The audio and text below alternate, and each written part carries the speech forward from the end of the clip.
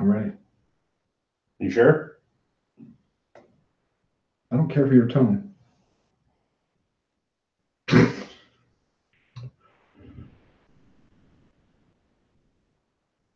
That's right. You're listening to another episode of the Co-Main Event Mixed Martial Arts Podcast. I'm your co-host from Bleacher Report. I'll probably do that again.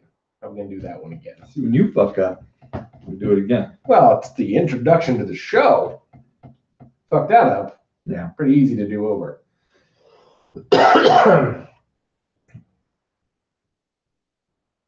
That's right. You're listening to another episode of the Co-Main Event Mixed Martial Arts Podcast. I'm your co-host from BleacherReport.com, Chad Dundas, and joining me, as always, from MMA Junkie and USA Today, it's your friend and mine, Mr. Ben Folks. Ben, I got to be honest, I'm feeling some trepidation about this week's show. Why is that, Chad? Well, just to clue in the kids at home, right before we started recording, you turned to me and said that you have a surprise for me. That's right. That you were going to spring on me live on the air. And I asked you if it was a good surprise or the wheel around and kick me in the nuts kind of surprise.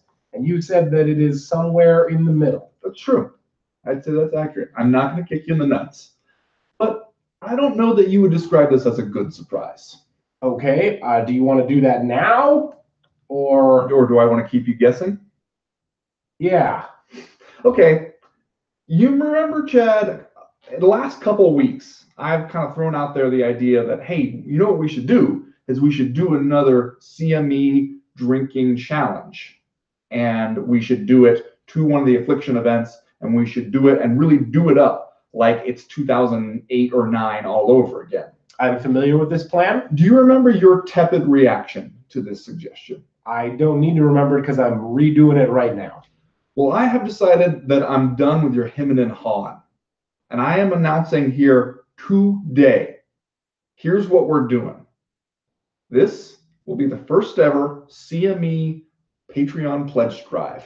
Okay. Now, you know what we're sitting at right now as in terms of the Patreon? 715. 730 patrons. Okay, that's pretty good. Now, that's a good number. That's a great number. I'm not going to lie to you. That's a number that I'm humbled by on a daily basis. We don't deserve that number. No. Maybe no one deserves that number. Here's what I'm going to say to you right now. Okay. Is this the surprise part? When that number hits 900 patrons, okay, CME drinking challenge to Affliction Day of Reckoning. Oh my God, Day of Reckoning? So chosen because this, Chad Dundas, will be your Day of Reckoning. And you know what we're going to do? What are we going to do? Not only are we going to find some 2009-ish alcohol-appropriate choices. I'm sure our guy Danny Downs would be happy to help us with that. Okay. We're also both going to wear clothing choices that really capture the era. This might require you to buy all new jeans. Will those jeans be sparkly enough that you can go jogging at night in them? Possibly. Okay. This, Chad Dundas, you and I will commit to here today in a blood-packed 900 patrons Affliction Day of Reckoning. Is that the surprise? That is the surprise. You know what? I feel okay about it because there's no way we get to 900 patrons. See, you think that. But I know there's some people out there right now listening to the sound of my voice. And they're thinking, you know what? Watching Affliction Day of Reckoning, that sounds kind of fun.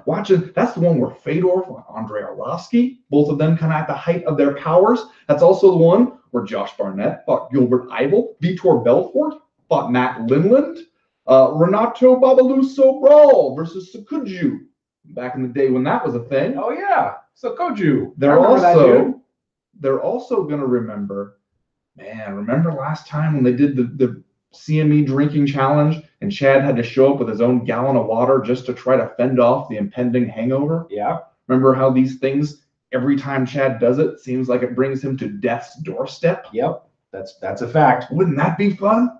Wouldn't it be fun to force Chad into a day of reckoning? And there's people out there, just like in those NPR pledge drives, they tell them, you know what? You enjoy this programming all the time. You can help us make it possible. Those people, they can be that solution. They can be that change in the world to bring you to death's doorstep and enjoy some fun Affliction Day of Reckoning times. I mean, there are aspects of this plan that I'm excited about. Yeah. And then there are aspects about it that I am not quite as excited about. And see, that's part of what makes me 100% excited about it. And I'll be honest with you, I'm going to go ahead and just put it out of my mind until we get to like 800 patrons. Okay. Which I don't think can happen. I think we are right. We're right at the high end of our carrying capacity right now. I think there's a lot of people out there who are going, you know what? I enjoy the CME for free every week, and I have possibly for years.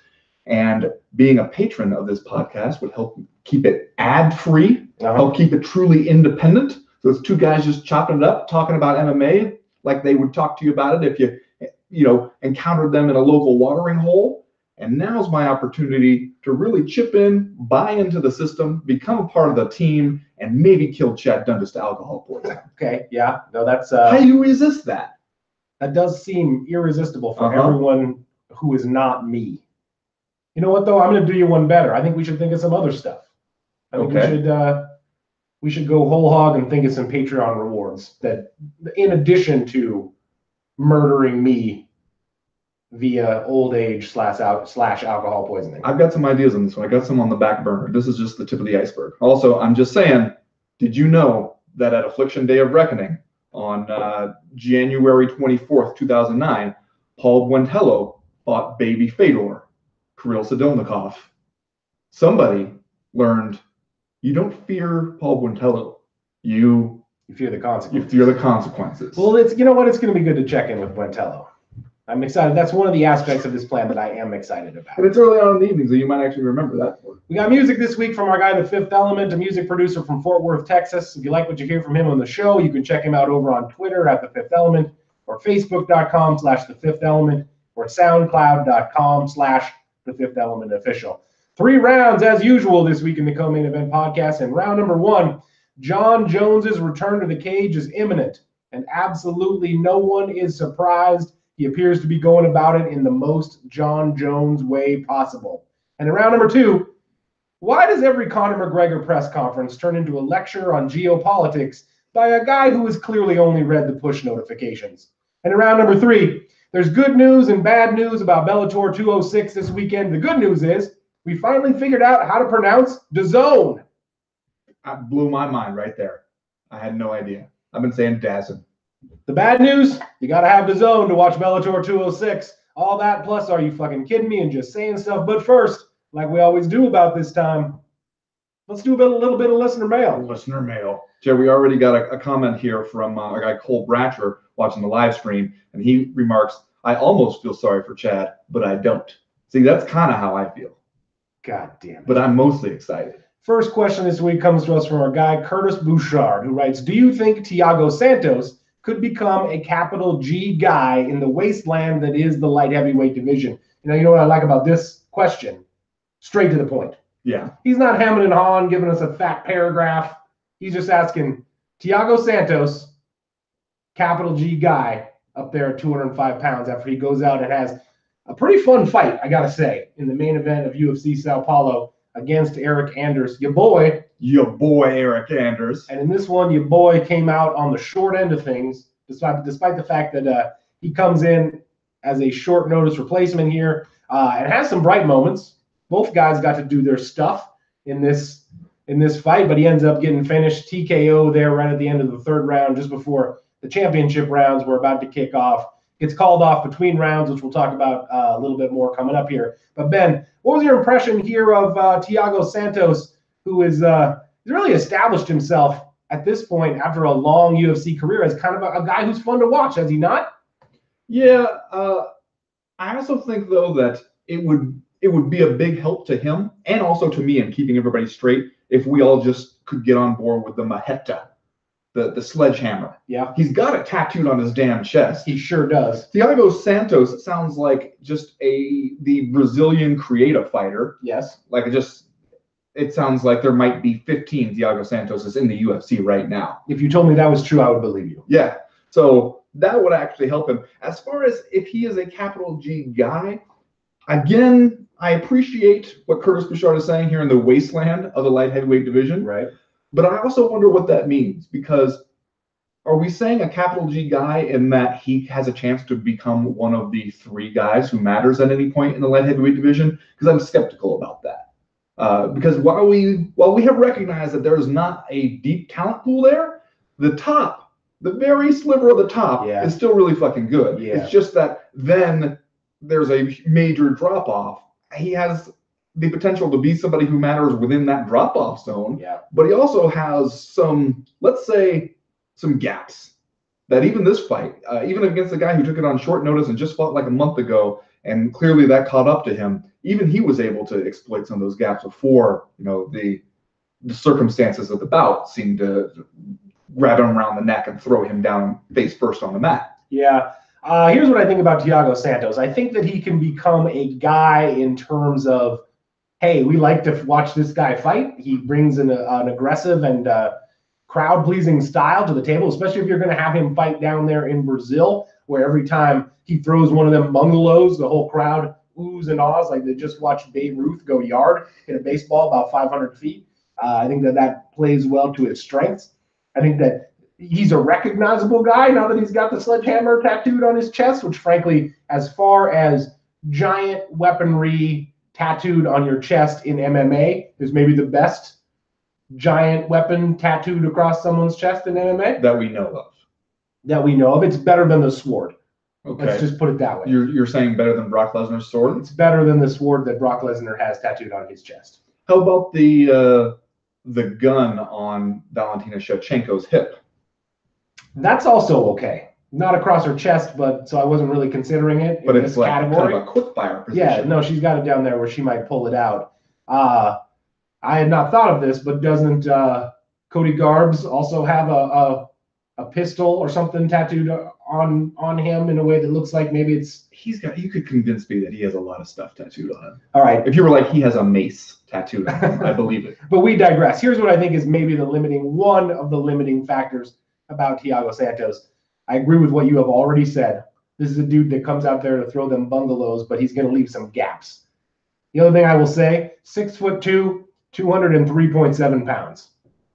That's a big dude, but that ain't John Jones big. You're saying that's a guy in need of a cruiserweight division? A cruiserweight division is where the sledgehammer could really start doing some pounding. That came out wrong. Yeah. It's not how I meant to say it. Kind of like back cover of a porn. Next question this week comes to us from Caden Wilson, who writes, I'm gallivanting through the post-UFC Fight Night Something Twitter feed on a Sunday night at a reasonable time in New Zealand because the UFC obviously caters to the 2 key demographics of Vegas and Kiwis. And I notice once again, Mark Goddard has actually provided the shit-eating wild people of MMA an explanation of his decision. Can we please discourse the value of having refs like Mark and Big John who take the time to justify their calls as opposed to the silence that we often get? So here's where we talk about the end of the Thiago Santos versus Eric Anders fight. We're near the end of round 3, Ben. Eric Anders he's already had his bell rung a couple times. He's had some stiff body kicks from Thiago Santos. He's out there digging for a damn takedown to save his life. Yeah. And this is one of those weird occurrences where Thiago Santos turns to the side and just kind of like starts punishing him via elbows, which are nasty. And the round basically ends. Eric Anders slumps down at the feet of referee Mark Goddard. And then a cut man and his corner guy come into the cage. They try to pick him up. He falls down. Because it's MMA, they try to pick him up again. He falls down again, and at that point, Mark Goddard steps in to wave it off. Now, the controversy, I believe, comes from Kevin Lee, UFC lightweight Kevin Lee, who took to Twitter after the fight to call out Mark Goddard for a stoppage where he replaced the mouthpiece of Eric Anders and then did a restart, which are always awkward. Yeah. Tried to get him back in the same position, but at least Kevin Lee felt like Goddard had put the fighters in a position that was disadvantageous to your boy. And he felt like the restart had been in the wrong position? Yeah. I think Kevin Lee was saying that Goddard put Eric Anders in a position where Thiago Santos could punish him better and further. And then Goddard replied several times. He's put a Twitter thread out there where he explained his reasoning in the fight. I didn't necessarily have a problem with any of the referee stuff that happened in this fight.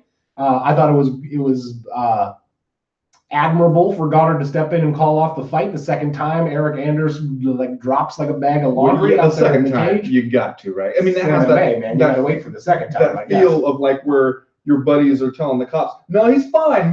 He's just going home. He got food poisoning. And the first time you fall down, maybe they could get away with it. But the second time, the cops are like, all right. Wait, hold up here. I'm going to have to see some IDs.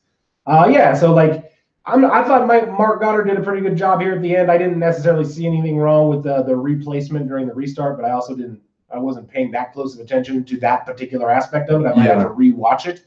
But I'm going to say yes, that I think it's kind of awesome that a guy like Mark Goddard appears to care about his job so much, and that he takes the time to publicly kind of explain and justify what he's done out there in the cage. It's like a kind of transparency that I think is good for a referee in mixed martial arts. Yeah, and I think just in general, there's a lot of evidence to suggest that Mark Goddard is one of the best referees we have working right now.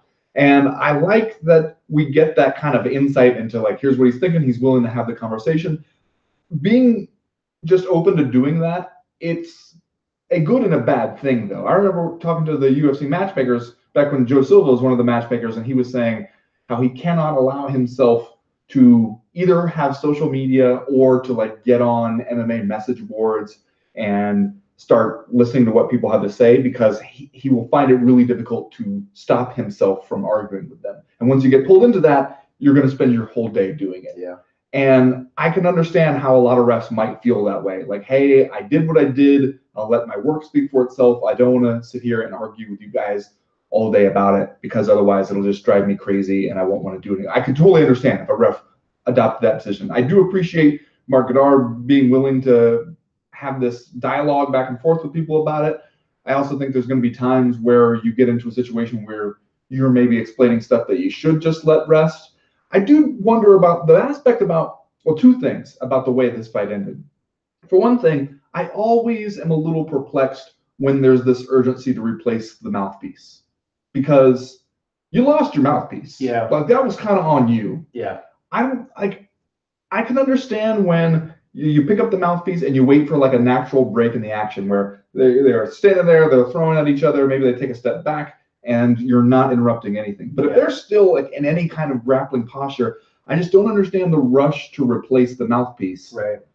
I feel like we could do without it there. Yeah. Now that you mention it, I when that happened in the fight, it crossed my mind briefly. I was like, whoa, this is kind of an awkward time to do that.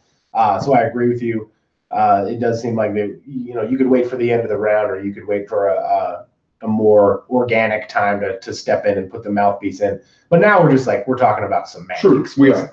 The other thing is, imagine the alternate universe in which that round ends just like it did. Your boy Eric Anders rolls over and collapses the way he did. Yeah. But imagine that he collapses in his own corner. Because if you notice, he's right in front of Thiago Santos. Yeah, the stool comes out, and for a second you're like, wait a minute, is that his stool, or is he going to have to go all the way across the cage?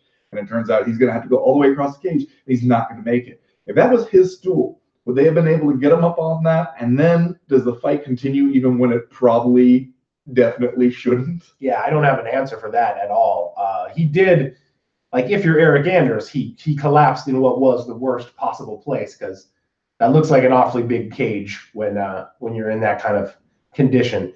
So, I mean, thank God, I guess, that it worked out like it did, and that we didn't see Eric Anders sent out there again. I did want to talk about this briefly. We didn't talk about it for the first question, Ben, but what to make of your boy at this point, Eric Anders? He's still just 11-2. Obviously, super athletic. Did you know he played college football? I've heard that a time or two. Yeah. But I think because of that athleticism, and maybe also because of the college football pedigree, is one of these guys who shows up in the UFC with a handful of fights. He made his UFC debut when he only had 8 pro fights, and now has advanced to 11-2. So still pretty green out there, and yet fighting these hitters. That's right. In Thiago Santos. He's 1-2 in his last 3 fights, but the Lyoto Machida split decision loss back in February. Some people at least thought Anders should have got the nod there, and now he's got this TKO loss to Thiago Santos, where I actually think Anders afforded himself fairly well considering all the circumstances.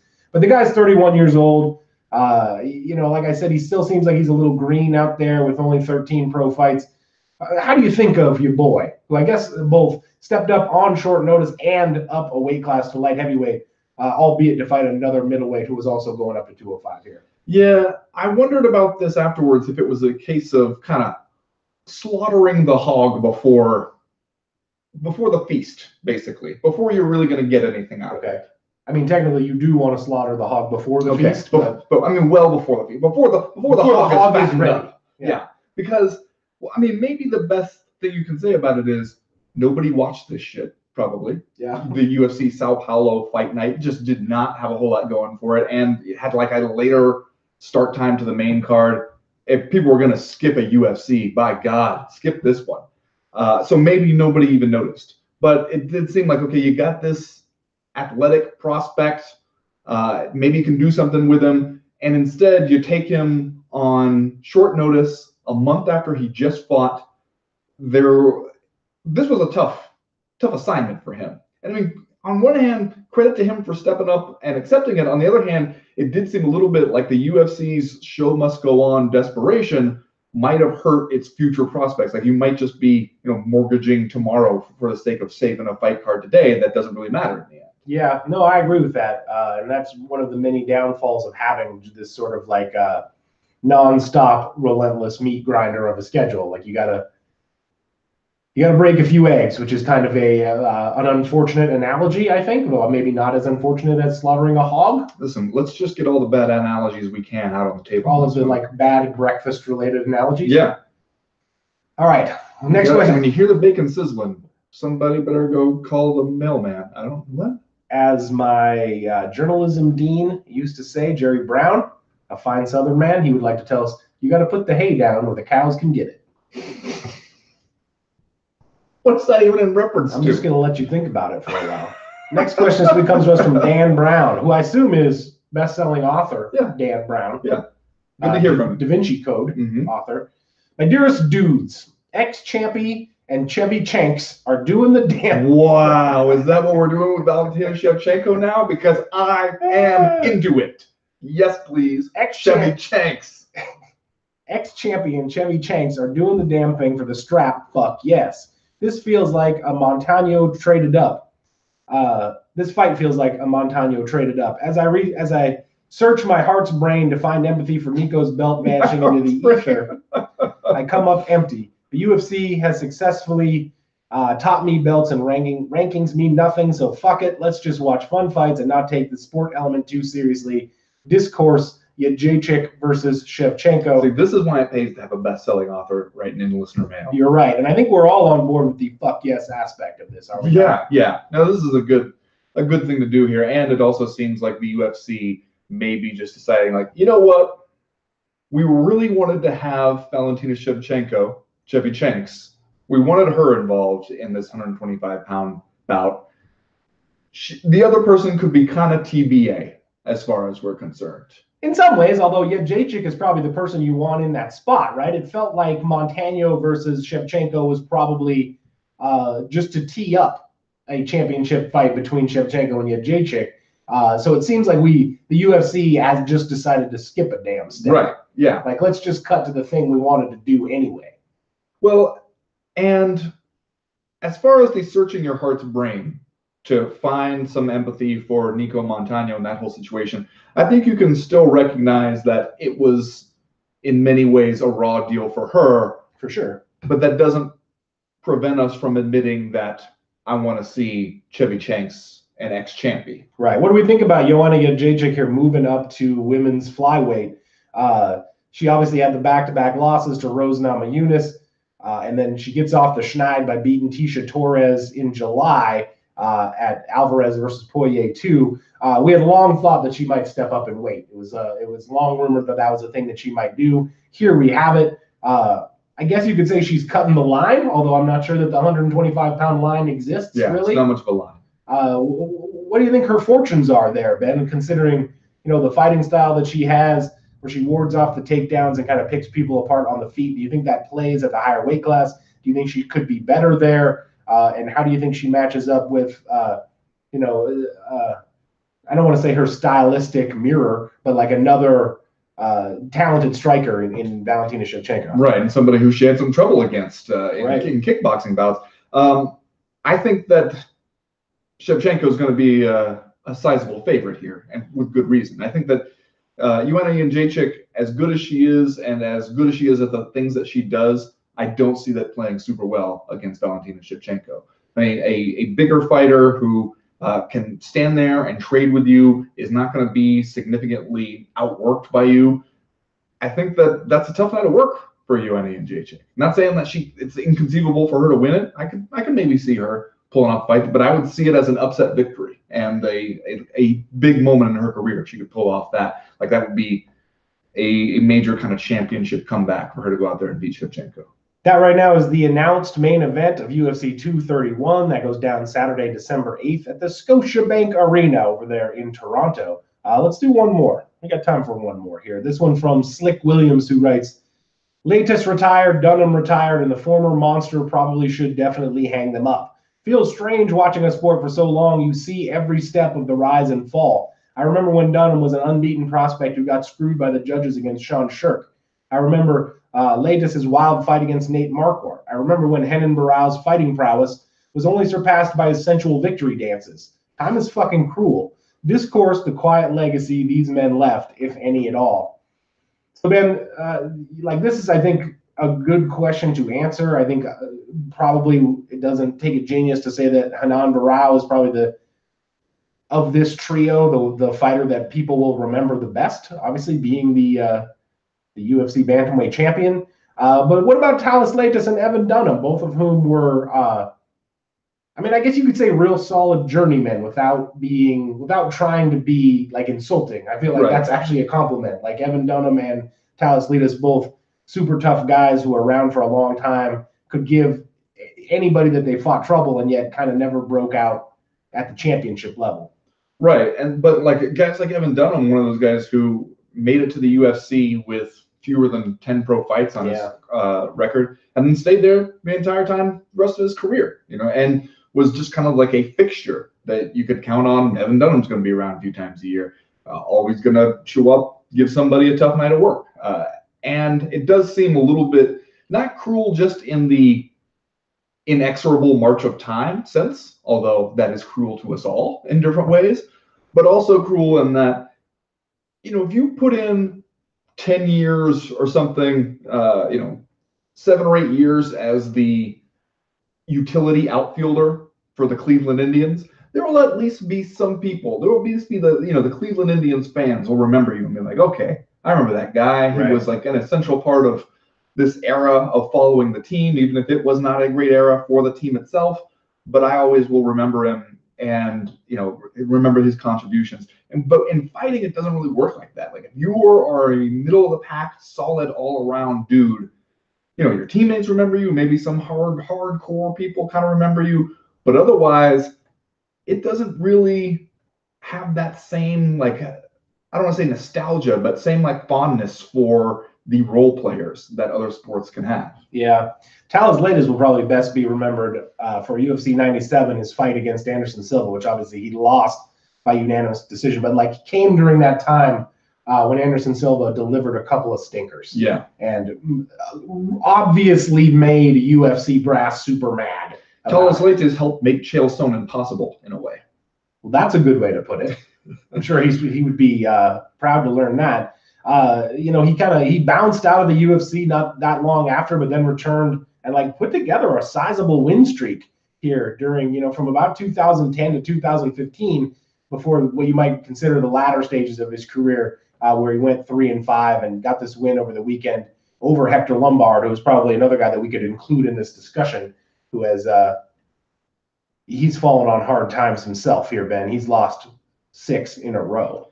Feels like, I'm not looking at the math right in front of me. It feels like Hector Lombard's fallen on hard times happen a lot more suddenly. Yes, it does. But speaking of sudden declines, Renan Barão starts out his career 32-1-1 when he beats Uriah Faber there at UFC 169 for his final successful title defense of the bantamweight crown. Then he loses to TJ Dillashaw at UFC 173, and if you include that loss, he goes 2-6 since then. Yeah, and not only does he go 2-6, but this fight, especially, you look at him and he just does not look like the same person. He doesn't look like he has the same confidence. He misses weight for one thing.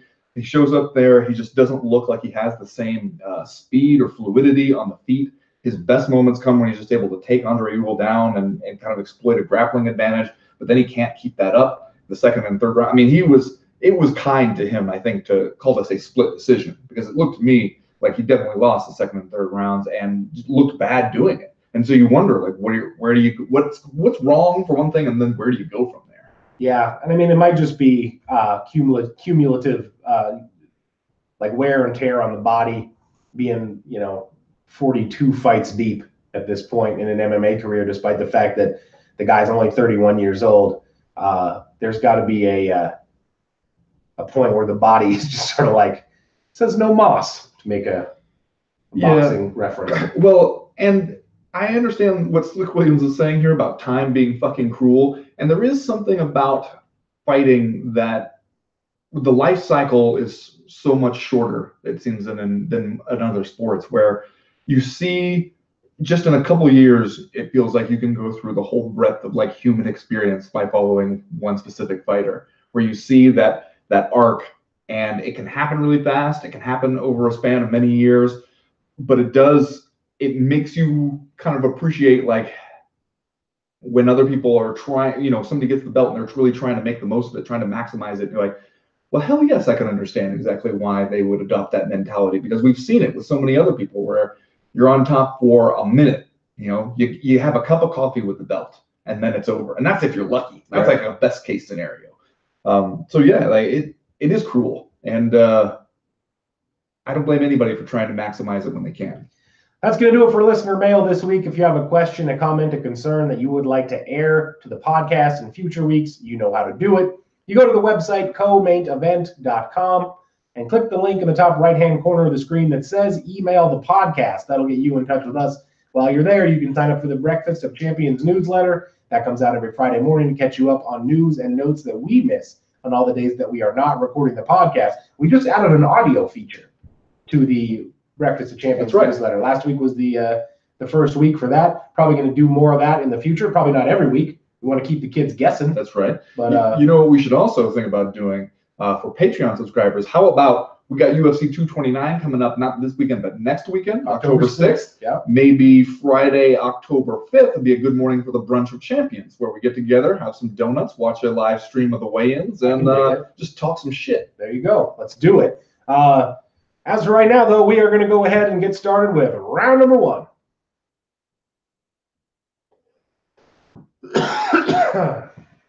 Maybe this time, croissants.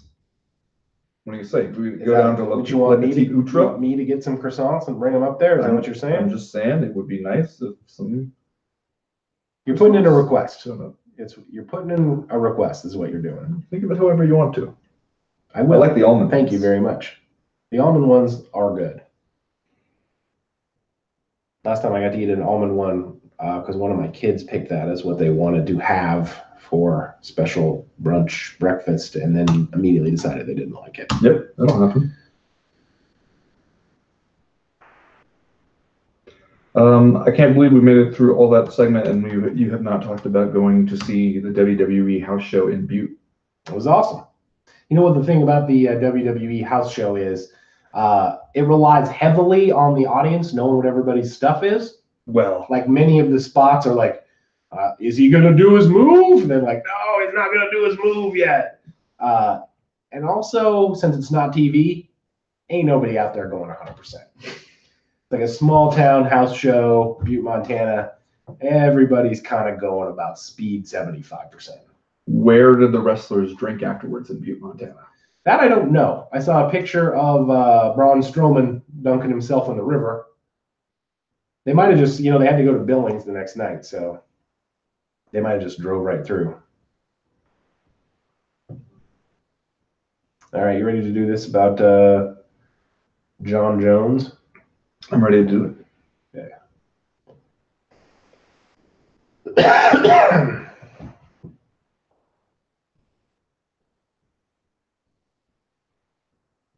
Well, Ben, speaking of the new audio feature in the Breakfast of Champions newsletter, we talked a little bit about Jon Jones on Friday when the news broke that his return to the cage seems imminent with the the reduction of his suspension to, what was it, 15 months? That's right. That he ended up totaling after meeting with an arbitrator surrounding his USADA violation. A couple of things of note here. We still don't know how the banned substance got into John Jones's system. He had USADA test a bunch of his dietary supplements. None of them really came up positive for the thing that was the steroid metabolite that was in his system. So we know that was in his body. We don't know how it got there. But everyone seems satisfied at this point, especially owing to John Jones's substantial, what was it? Substantial assistance. Substantial assistance is the official term that USADA has used here, which caused him to be gifted with a huge reduction in his potential suspension. Yeah, knocked off 2.5 years. 2.5 years, which is precious time if you are an athlete. So we think he's going to return to the cage here, although, like I said about this being the most John Jones way for him to return to the cage, there's been a lot of speculation that the substantial assistance required John Jones to basically snitch on some folks, talk about what he knew about the steroid world in MMA, which, as you pointed out, is a weird way to go if you continue to profess your innocence. Yeah. And if USADA is going to be like, we trust this guy, we don't think he took steroids, but he knows some stuff about some people who did. So that's a weird way to go. It should be noted that John Jones's team appeared to go on the Ariel Helwani show today and kind of was it the Ariel show or the Luke Thomas MMA? Was it Luke Thomas? I don't know. One of those. One of those shows, one of those other streaming shows that are out there, and kind of saying that people had jumped to the conclusion that John Jones had informed on some others, and they at least are going to deny that. Yeah. Although if you're John Jones, Ben, that this aspect of it, it's like in keeping with what the people already think about you, and also like kind of the worst outcome, at least for your PR. Yeah, and I guess we will find out one way or another, won't we? Like if people, there starts to become a whole bunch of a strength and conditioning coach in the Albuquerque area gets let out in cuffs or something. Yes, yeah. Then it's gonna start to become pretty apparent what exactly is going on there. The problem is if you go out and you make the case, no, he's not actually doing any assisting, then it makes USADA look more bullshit. It makes it kind of look. Remember when Chael Sonnen went before the Nevada Commission, or maybe it was California Commission, one of those, about either his testosterone use. I think it was the testosterone use and not the later human growth hormone use. But they were like, we would also like you to be a consultant to help us with anti-doping matters. And he was like, sure, I'll do that. And it was like, what? Why? Why did you decide to have the guy who you have just accused of committing anti-doping violations as your anti-doping consultant? So you kind of can't have it both ways. Like people are already coming out of this thing going, we have more suspicions or more reservations about the USADA program as a result of how John Jones is treated here. Like that maybe all are not equal under the USADA reign. And then if you're like, oh yeah, he's not actually doing the thing that was responsible for the 2.5-year reduction in potential suspension, then it makes it look even worse. Yeah. Here's what I want to talk about today, since we already sort of talked about the ins and outs of what's going on with the USADA suspension. How are you thinking of John Jones right now in the context of this violation? Because we had, some things have happened throughout Jones's career. Obviously, he had the cocaine positive test. It was also revealed, by the way, in this the notes from this arbitrator that Jones had said that he continued to use cocaine throughout 2017, which is interesting to note. And then also said that they thought he had been very careful when it came to not accidentally contaminating himself with his supplements, which I don't see how both those things can be true. I don't see you come out here snorting blow and then also being very careful about what you put into your body. In any case, Jones had the cocaine violation. He had another instance that was blamed on a contaminated supplement. He had this test, which was ultimately he tried to blame on a contaminated supplement. There was at one point a medical report that had him with pretty low testosterone levels in and around a fight. How are you thinking of John Jones in terms of this violation? Like, are you satisfied? Are we just going to move forward with John Jones's fighting career and say like there's no real evidence that this guy used performance enhancing drugs, or is it still a thing that makes you go, Well, the more of them happen and the less you are able to explain them, the more you have to at least go, When there was the contaminated dick pill, at least then you could be like, here's the pill, here's where the guy, here's who he got it from, here's where that guy got it from. We got their own, tested it, figured the story checks out. And then with this one, it's like the argument was basically nobody would be this stupid, right, to dope in this way at this time. And beyond that, it was just like, hey, we're at a loss. And he had passed some other tests. We should point out in fairness, he passed a bunch of other drug tests. Yeah. And so it is like, I can't completely dismiss that defense. At the same time, not nearly as compelling as being able to say, here's the contaminated thing. And I think he kind of suffers from comparisons to other people who have gotten harsh sentences from USADA, or at least had to battle USADA over and over again when they had pretty good cases to make that like they were the victim of accidental contamination. Or just like in Lyoto Machida's case, like just using a dietary supplement that may have no effect whatsoever. And so it felt like people were going to compare you through no fault of your own and find that this seems like some bullshit. But it seems like John Jones has always been the guy where he has been succeeding on natural talent in spite of all the other things he is doing to himself. And so it's hard, or at least it's not that hard for me to imagine that he is going out there and kind of recklessly throwing stuff in his body, not because he is trying to cheat, but just because that's clearly the guy he is. He's not that careful. Yeah.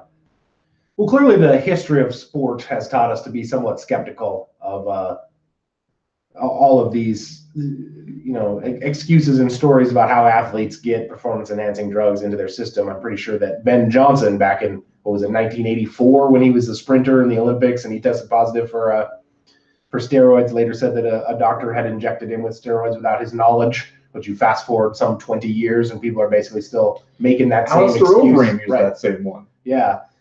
So I think you, at this point, especially since they were unable to locate the substance that put the steroid metabolite in John Jones's body, you got to kind of be a little bit skeptical. And then I guess it's up to you in your own mind to figure out how much that matters to you and how you're gonna think about it. But we think John Jones at this point carries on with his near peerless MMA career. It seems like we are trending toward maybe a meeting with Alexander Gustafsson, although there hasn't really been any official confirmation of that. Both guys are kind of sniping at each other a little bit on social media. It seems to be the fight that makes sense. Ben, does it make sense to you, and how hype would you be to see that fight if it is indeed John Jones's return? Yes, and very hype. Okay. I think it makes sense in all ways. You're going to have Daniel Cormier fight Brock Lesnar because everybody wants to make a bunch of money and go yippee yippee, and you're going to do that for the heavyweight title. He's not going to defend the light heavyweight title in the meantime. That seems pretty obvious. You can't just sit on the light heavyweight title forever. As long as you got John Jones back, we wanted to see that John Jones-Alexander Gustafsson rematch anyway. It makes sense to make Daniel Cormier give up that title, have them fight for the vacant title, and you have yourselves two winners right there. Yeah, it's an interesting fight just because obviously Alexander Gustafsson had pushed John Jones about as hard as anyone we had ever seen at UFC 165, even though Jones kind of rebounded and won the unanimous decision there. And later, in the wake of that, there were a lot of rumors out of his camp that he hadn't been training all that hard for Alexander Gustafsson. I think a rematch is interesting because that's kind of like Alexander Gustafsson's claim to fame at this point. Yeah. And if we know anything about John Jones, it's that John Jones is going to be super mad about that, right? Like, if John Jones has a rematch scheduled now with Alexander Gustafsson, John Jones is going to do everything in his power to make sure that he goes out and proves to people, yes, I am in a different league than Alexander Gustafsson. The first one was a fluke, or I didn't take it seriously, or whatever, but I'm out here to smash fools in the first round. That's what I would expect. Just knowing what we know about the mindset of John Jones, I think it will be very important to him to kind of make a statement in this return fight, if that is his opponent. Yeah, well, yeah, and I think that it's compelling all the way around, and you would actually be able to have the rare, here's a fight for the vacant title situation where the winner could either way can plausibly claim to be the best light heavyweight in the world. Which usually, you take the belt off one guy and then have just two different people fight for it. You almost 100% of the time cannot say that. Yeah. Just because of the circumstances. Here's one where you can. Do you think that we see Daniel Cormier fight the winner of this fight, or? I mean, it had been assumed, at least by me, that Daniel Cormier would finish up his career with one more fight against John Jones.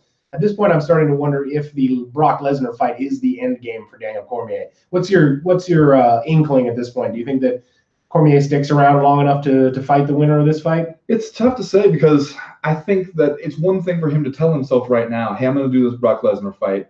I'm going to drive a truck full of money back to my house after it's over.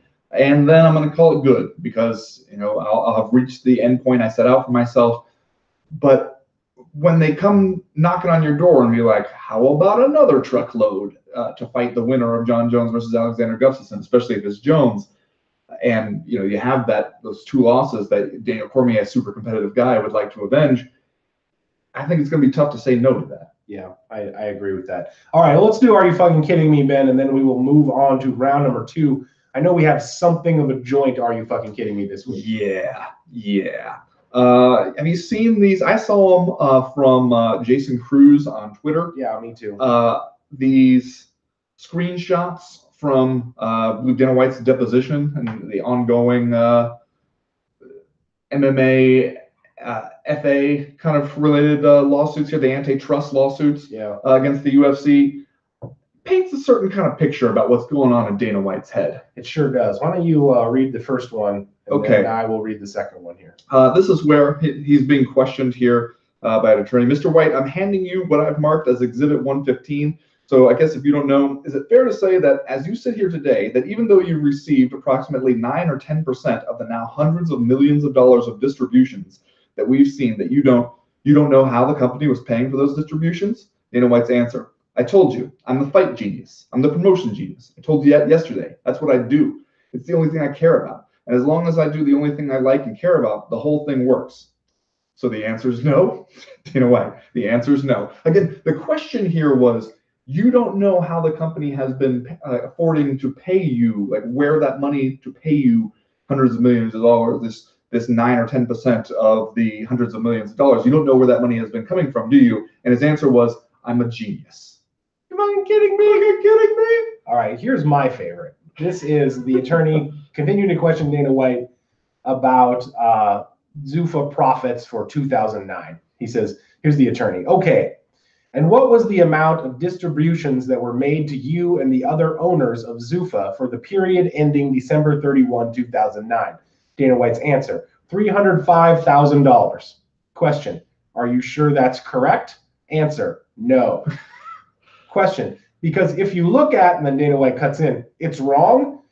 The lawyer goes on. It says, if it's in thousands, right? So it would be 305 million. So basically, Dana White says 305,000. He actually got, the owners actually got paid 305 million. Dana White's response to that is, oh, awesome. Are you fucking kidding me? Oh, and later on in the same line of questioning, he asked, okay, then you recently said after the WME acquisition that you have all the money you need, right? Correct. Okay, do you know how Zuffa managed to make a $305 million distribution in 2010? Did it sell equity? Answer, ask Lorenzo. You fucking kidding me? That's from the genius right there. Fucking kidding me. That's going to do it for round number 1. We will be right back with round number 2.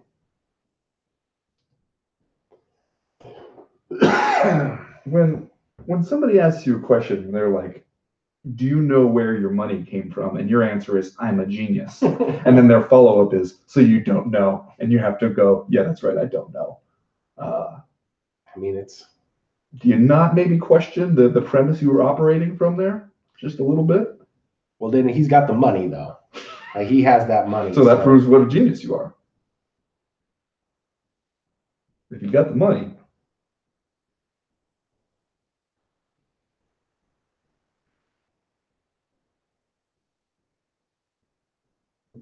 All right, you want to do an intro about Conor McGregor and Khabib Nurmagomedov meeting up on stage? You know I want to. Are you ready to do that now? Yes. Okay.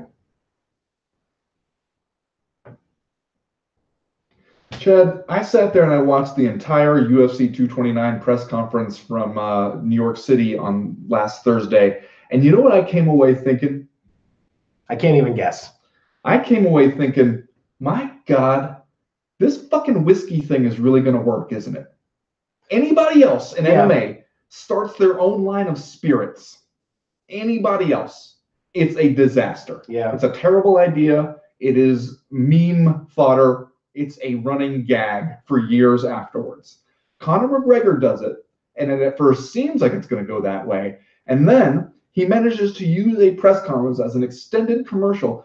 And people are really out here being like, where can I get Conor McGregor's whiskey? I was at a bar recently, and my eye wandered over to the shelf to be like, is it going to start showing up here? Are we going to see? Where can I get my hands on a bottle of this whiskey? It's going to work. Yeah. I can't believe it. Well, it's kind of like a genius marketing crossover, right? I would say that about both Proper 12 and August McGregor, Conor McGregor's pending fashion line, right? But especially Proper 12. Hold on.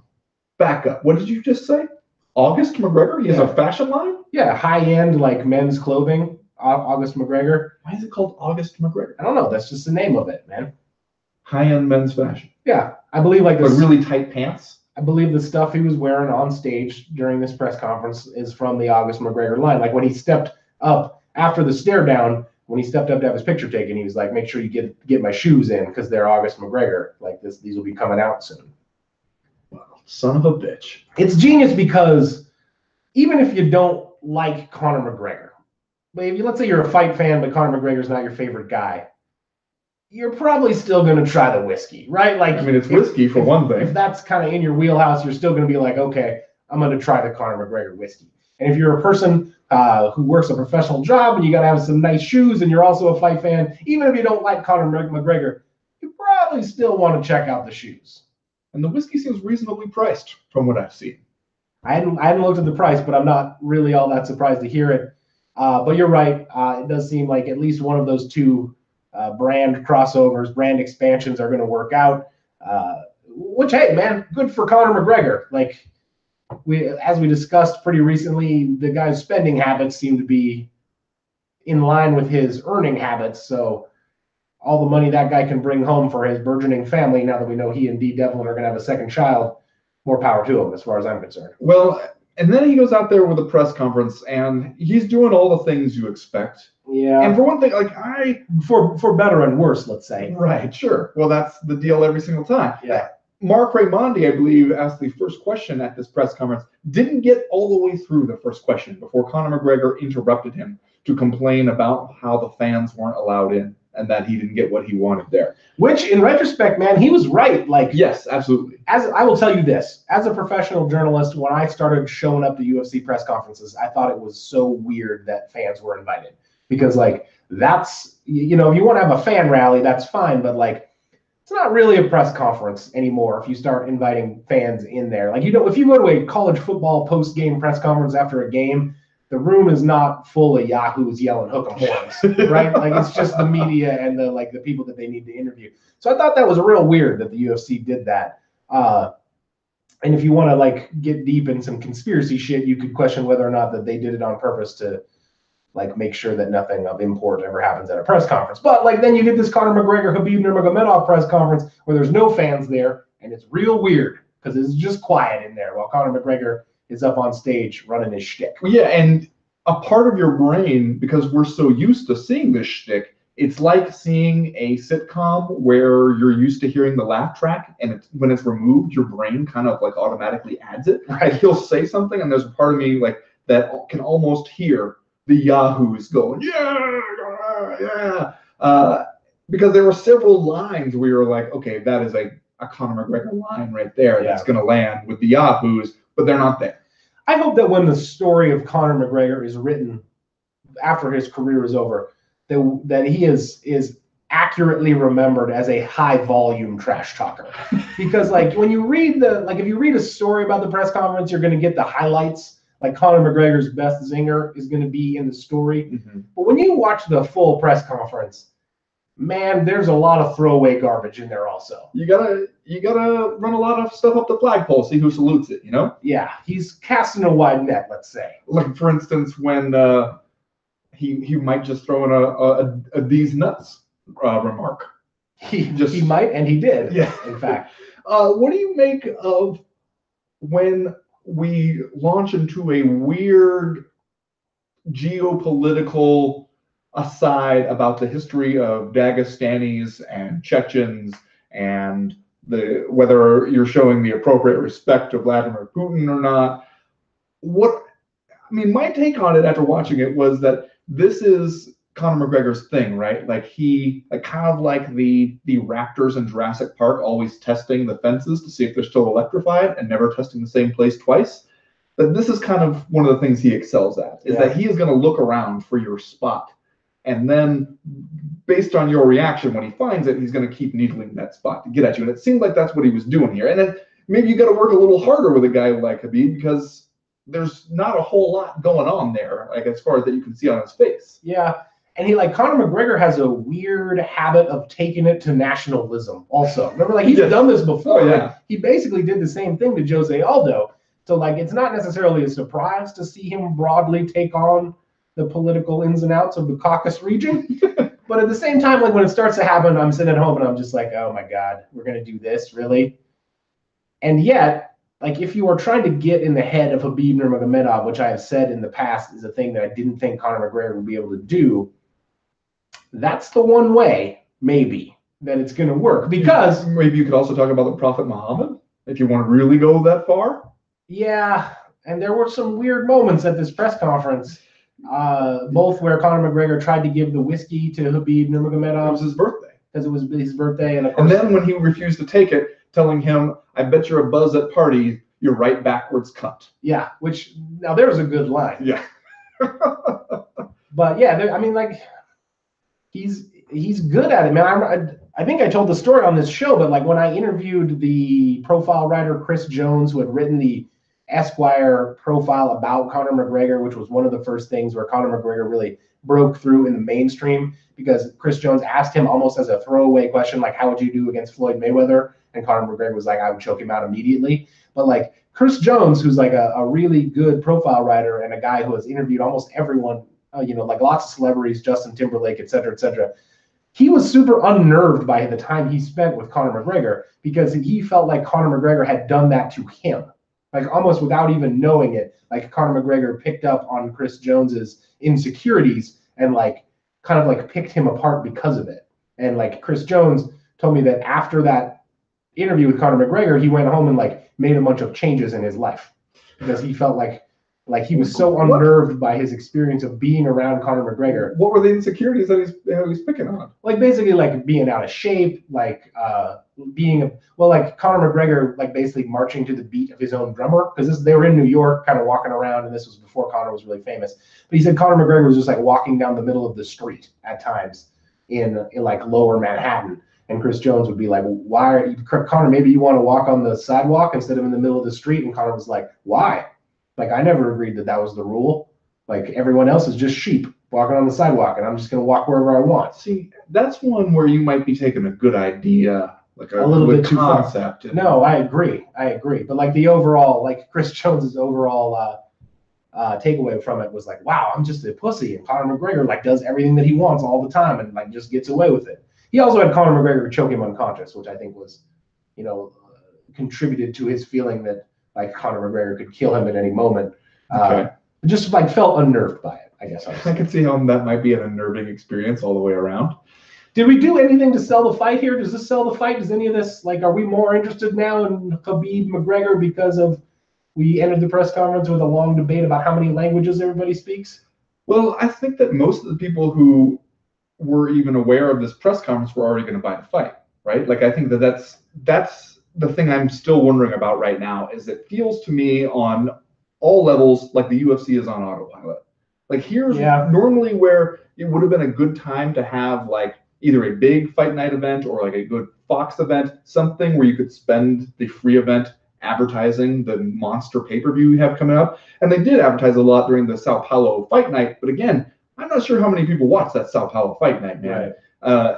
Probably all the people who are already in the bubble. I mean, like the hardcore fight fans, yeah, of course you're going to watch Conor McGregor versus Nurmi. Like, name your fucking price. We're going to be there for that one.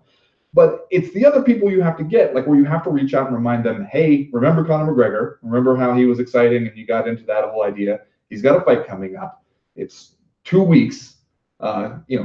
Circle it on the calendars, clear the schedule, be there for that one. You're going to want to watch it on pay-per-view.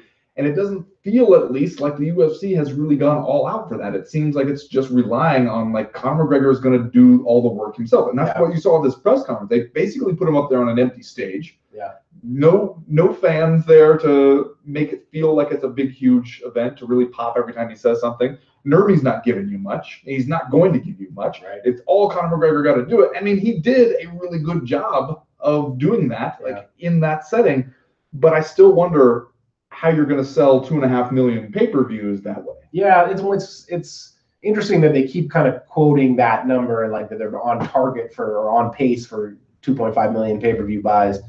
I guess as a hardcore fan, this press conference, while totally ridiculous and like every time I watch one of these things, it makes me feel kind of worn out.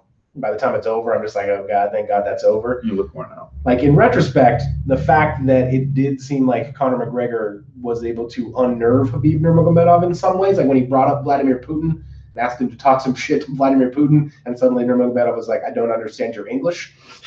It does make me feel a little bit more interested to watch it, because like I remember when he did the same thing to Jose Aldo and then knocked him out in 13 seconds. But like, yeah, man, I feel like the plot has thickened a little bit about the actual physical matchup that will take place in the cage. But like you said, like I was a person that was going to get this fight anyway. I wasn't an on the fence casual fan. If I were, like, I don't know that I would have known about this press conference, and I don't know if you got the moment that you were going to put on ESPN, like as the highlight. I do think it's remarkable though that McGregor now like has a new 6-fight deal with the UFC. Gets his whiskey on the map. That his damn whiskey, and McGregor Promotions is an actual sponsor of the UFC now, instead of being a thing that he just made up and started saying. And it's basically still a made-up thing because it's not promoting anything. Right, but like the whiskey's going to be on the canvas. Like it's almost enough to make you believe in the damn secret, right? It's like Conor McGregor made up McGregor Promotions, and then he made some whiskey, and now suddenly like he's a sponsor of the UFC. Tell you what we do. We go down to the mall right now and look for a parking space. I'm listening. We use the secret to make one materialize. If it works, we're all in. Then we have to watch the DVD. I'm not saying we'll read the book. We'll watch the DVD. Middle of the afternoon on a Monday, I think we're probably all good there. I think there's probably some open parking spots at the Southgate Mall here in Missoula, Montana. Rapidly failing economic downturn mall. Anyway, that's going to do it for round number 2. We will be right back with round number 3. They got an H&M now, though. Yeah, they do. Maybe that really brings people in. Yeah.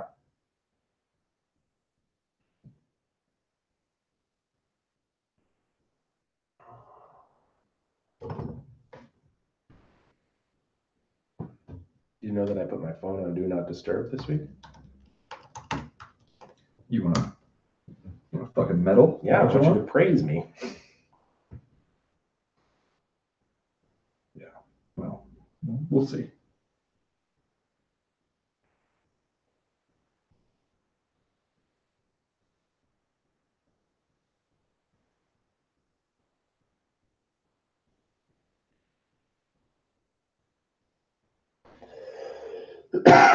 All right, you ready to do this? Yes.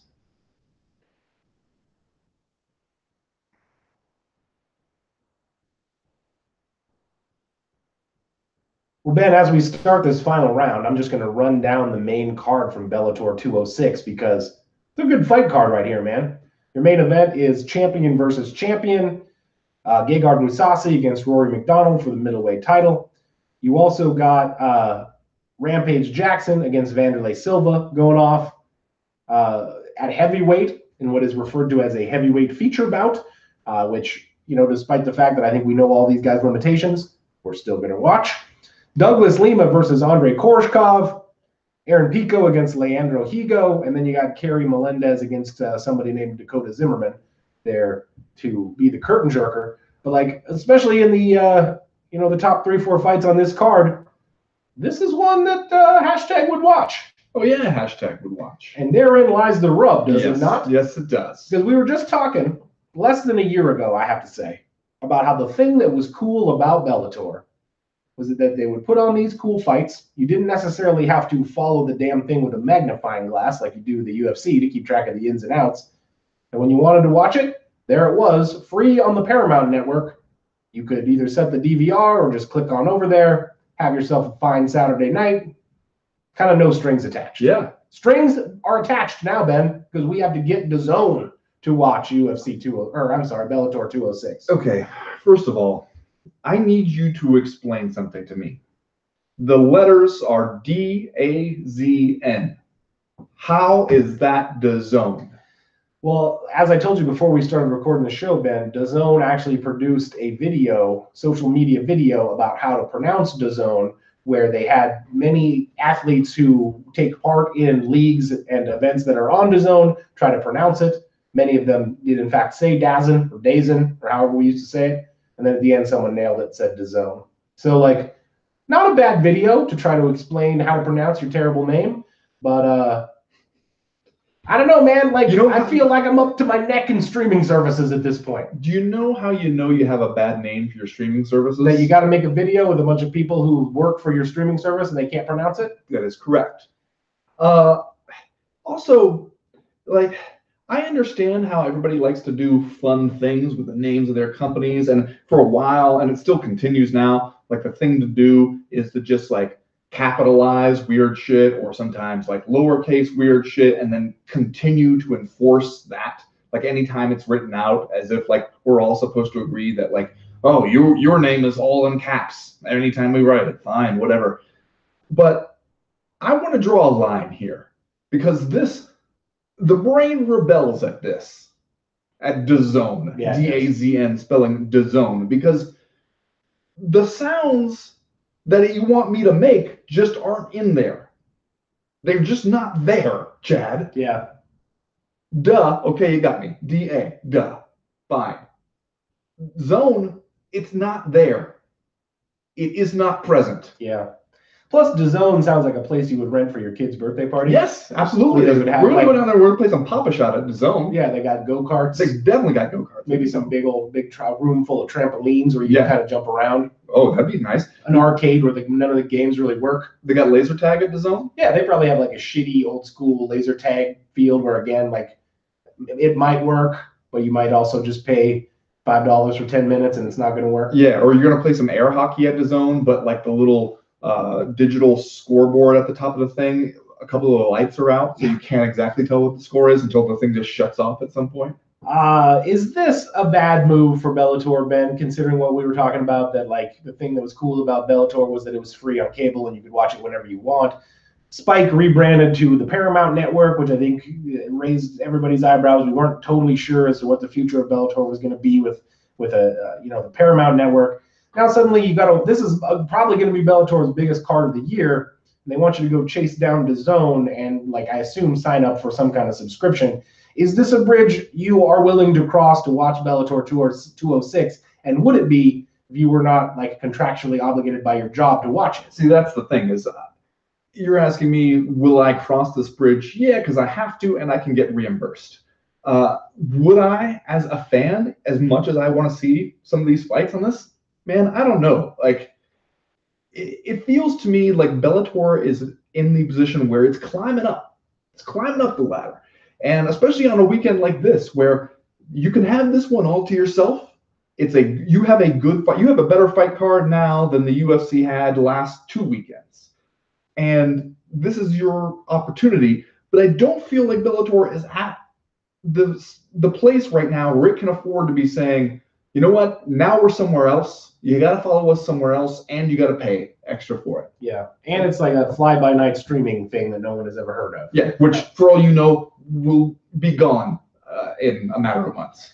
Yeah, and I feel like the UFC's kind of like move to ESPN Plus starting in 2019, like already got people's hackles up. People were already like, we have to do what? Yeah. Sign up for who again? And now suddenly we find out about DAZN.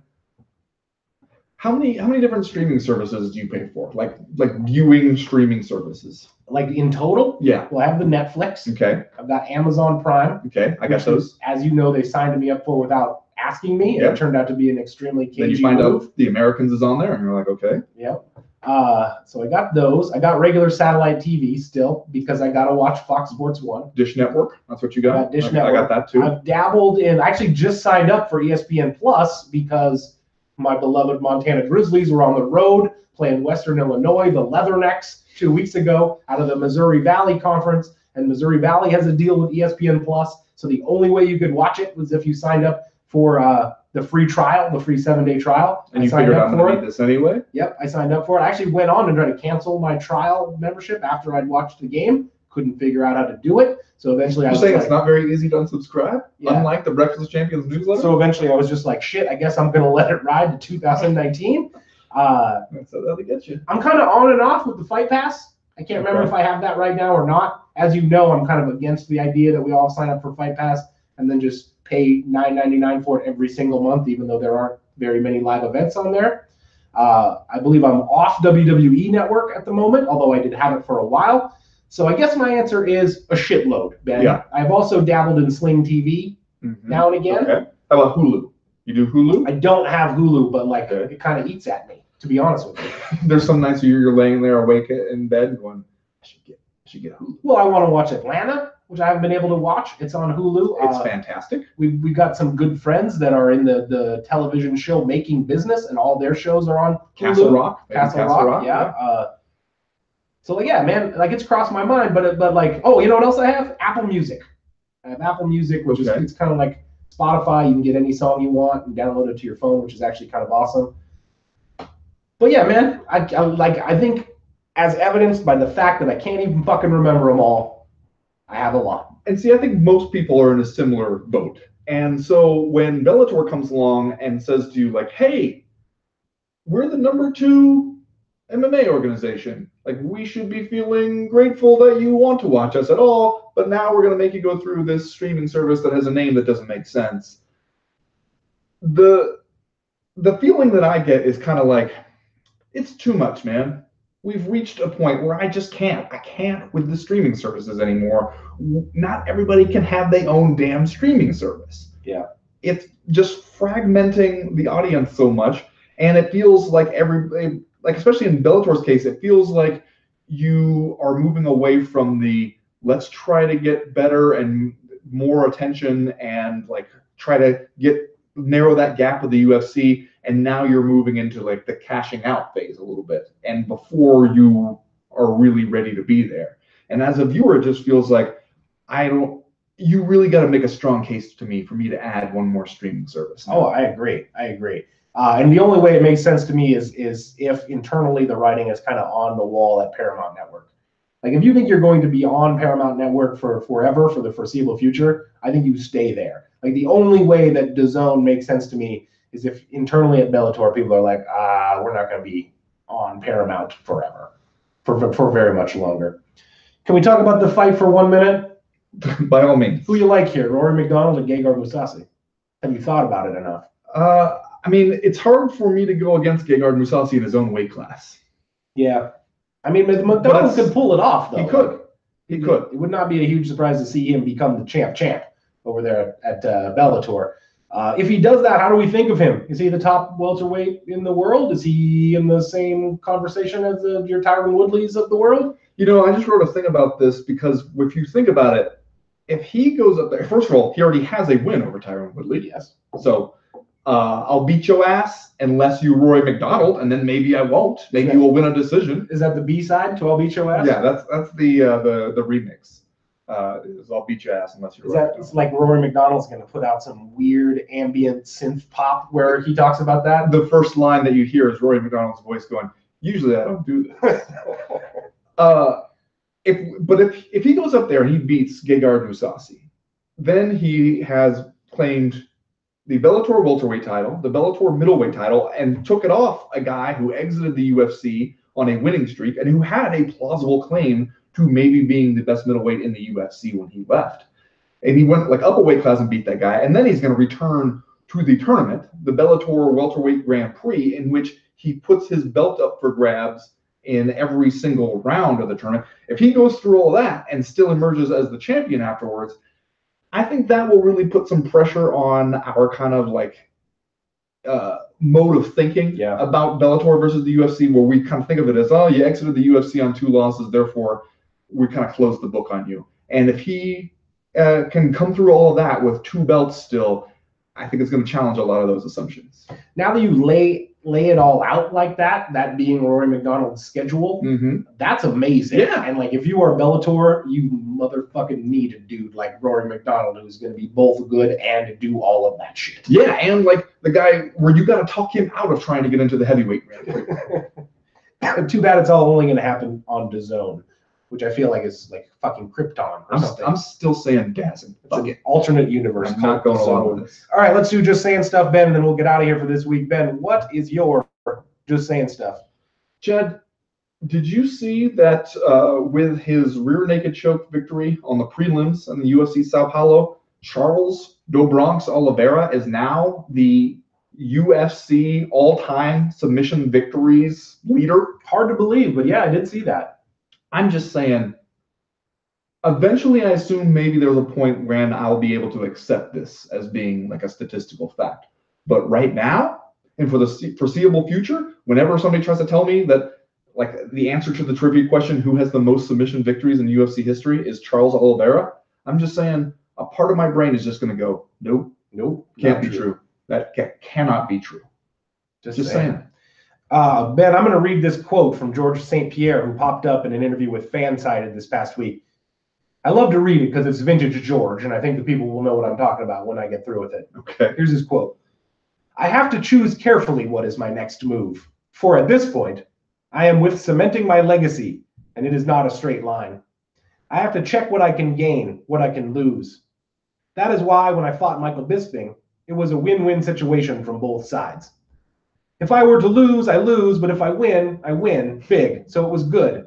Fighting Tyron Woodley right now that he has won his last fight, it elevates his stock a little bit. But it's still not a complete win-win situation for me. This week, I guess I'm just saying, George, you can just say that you're fighting Conor McGregor. Like, you could just say, I'm not fighting Tyron Woodley because I'm fighting Conor McGregor next, win, lose, or draw against Khabib Nurmagomedov. I'm just saying. Just saying. Vintage George, though. How do you start off a quote with, I have to choose carefully what is my next move, for at this point, like a bard from the Middle Ages. If I win, I win. But if I lose, I lose. I don't know, man. Anyway, we're going to be back next week to start talking about the big banana, UFC 229, Conor McGregor versus Khabib Nurmagomedov. Probably break down all the stuff that happens at Bellator 206. Also, I think everybody's going to want to go ahead and grab a copy of the Sisters Brothers. If you haven't done that already, and start preparing for the big book club. And I need to remind you guys what happens when we hit 900 patrons on the old Patreon. Yeah, I see a day of reckoning. I don't think it'll happen. That's the only thing I can take any solace in at this point. As for right now, though, we are done. We are through. We are out. Where are your bedazzled jeans? Are they in storage? Do you know how you can get them? Yeah, I'm gonna have to get those out of the storage unit. Okay. I have a storage unit. All it says on the door is 2009. That's where all my 2009 gear is at. Yeah. Probably got some Four Loko and some other caffeinated alcohol beverages. Now we're talking. We'll get some Sparks. Yeah, some Sparks in there. Original Sparks. Sparks. Some bedazzled jeans. There'll be Axe body spray everywhere.